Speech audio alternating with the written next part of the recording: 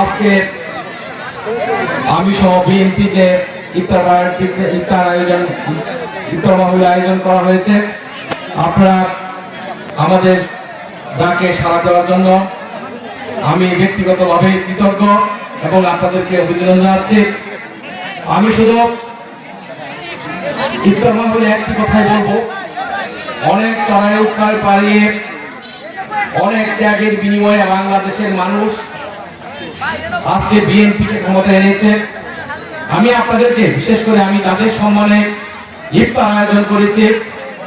আপনাদের কাছে আমার উদাত্ত আহ্বান, আপনারা বিএনপিকে সহযোগিতা করুন এবং তারেক রহমান যে ঘোষণা দিয়েছেন যে উনি এক নতুন বাংলাদেশ গঠন করতে চান, আমি আপনাদেরকে গতকালকে আপনারা হয়তো এনে যারা আছেন আপনারা শুনেছেন তারেক রহমানের বক্তব্য। সংসদে এ পর্যন্ত যত প্রধানমন্ত্রী ভাষণ দিয়েছেন বলেছেন যে দল থেকে প্রধানমন্ত্রী যে দলের পক্ষ থেকে উনি কথা বলেছেন। কালকে আপনারা স্পষ্ট একটি জিনিস শুনেছেন, তারেক রহমান উনি ওনার বক্তব্যে বলেছেন আমি যেমন বিএনপি থেকে প্রতিনিধিত্ব করছি, সবচেয়ে বড় কথা আমি বাংলাদেশের মানুষ এবং জনগণের পক্ষ থেকে প্রতিনিধিত্ব করছি।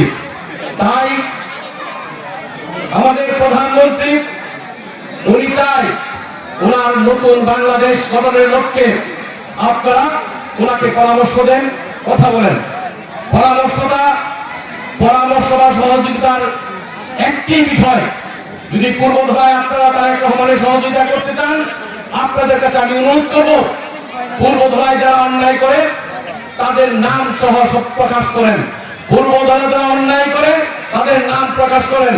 পূর্বধারা যারা জুলুম করে চাঁদাবাজি করে তাদের নাম প্রকাশ করেন। পূর্বধারা যারা মানুষকে হয়রানি করে তাদেরকে নাম প্রকাশ করুন। সে যেই হোক, সে বিএনপি দল করুন বা অন্য দল করুন, যেই হোক তাদের নাম উন্মোচন করেন। বিশেষ করে আমি সাংবাদিক ভাইদের বলবো, আপনারা আপনাদের কলম চালিয়ে যান। আমি সহ বিএনপি নেতৃবৃন্দ আপনাদের সাথে আছে। যে জায়গায় অন্যায় দেখবেন, যে জায়গায় খারাপ কিছু দেখবেন, এটাই হলো এই প্রকাশ চাইল তারেক রহমানের সহযোগিতা।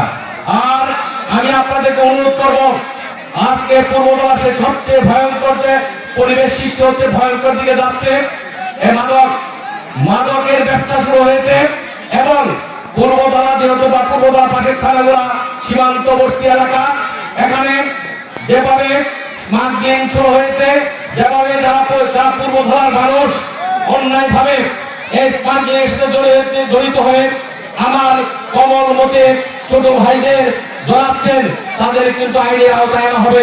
আমরা বিএনপি যারা নেতৃবৃন্দ সবাই আমরা আইন প্রয়োগের সংসদের কথা বলছি, যারা এই সরে জড়াচ্ছে এবং সাধারণ ছোট মানুষদের এবং ছাত্রদেরকে এবং সাধারণ লোকজনদের এই বিষয়ে জড়াচ্ছেন, তাদের কিন্তু আমরা আইনে আওতায় আনবো। এবং এটা আমি সাংবাদিকদের কাছে অনুরোধ করবো, আপনারা এগুলো প্রকাশ করেন, আমাদেরকে সহযোগিতা করেন। বিশেষ করে আমি শিক্ষকবৃন্দ আছেন এবং ব্যবসায়ীরা আছেন, আপনার সাথে কোন রকম অবিচার অন্যায়, বিশেষ করে ব্যবসায়ীরা আপনাদের উপর যদি কোনো জুলুম হয়, আপনারা প্রকাশ করুন, আমরা আপনাদের পাশে দাঁড়াবো। আর আমি আপনাদেরকে একটি বিশেষ কথা বলে দিতে চাই, তারেক রহমান যে রাজনীতি শুরু করেছে আমার দরকার নেই বা বিএনপির লোক দরকার নেই। উনি আপনাদের সাথে যোগাযোগের ব্যবস্থা করতেছি, এরপরে দেখেন রাজনীতি কোন দিকে যায়। সুতরাং যারা বিএনপি আমরা করি, যদি ভালো কাজ করতে চাই আমরা বিএনপি করতে পারবো। হ্যাঁ, সবাই দীর্ঘদিন অনেক আন্দোলন সংগ্রামের পর, অনেক কষ্টের পর, অনেক ত্যাগের পর বিএনপি ক্ষমতায় বাংলাদেশের মানুষ এনেছে। তাই বলে মানুষের উপর অন্যায় করবে, হয়রানি করবে, এইগুলা বিএনপির চেয়ারপারসন প্রধানমন্ত্রী বরদাস্ত করবে না। ব্যবসা করবেন, মানুষকে সহযোগিতা করবেন, প্রয়োজন করে মানুষের সহযোগিতা নেবেন। তাই আমি আমাদের আজকে যে শ্রেণী পেশার মানুষের সাথে আমি কথা বলছি বা তাদেরকে আহ্বান জানাচ্ছি আজকে ইফতারের জন্য, আপনাদের কাছে আমি অনুরোধ করছি আপনারা বিএনপির পাশে দাঁড়ান, তারেক রহমানের পাশে দাঁড়ান। যে বিষয়গুলো আপনাদেরকে উল্লেখ করছি এইগুলো যদি আপনারা নিয়ে কথা বলেন, প্রকাশ করেন, তাহলে বিএনপির পাশে থাকা, তারেক রহমানের পাশে থাকা হবে। বিশেষভাবে বলতে চাই, আপনারা যারা বিএনপি আমরা করি, আপনাদের মনে রাখতে হবে একটি দুঃখজনক ভাবে আমরা এই আসনে হেরেছি। এই আমাদের আমাদের অনভিজ্ঞতার কারণে সামনে আরো নির্বাচন আছে। যারা নির্বাচন করতে চান তাদেরকে বলে দিতে চাই, আপনাদের মাথায় রাখতে হবে জনগণ হলো সর্বশক্তির মালিক।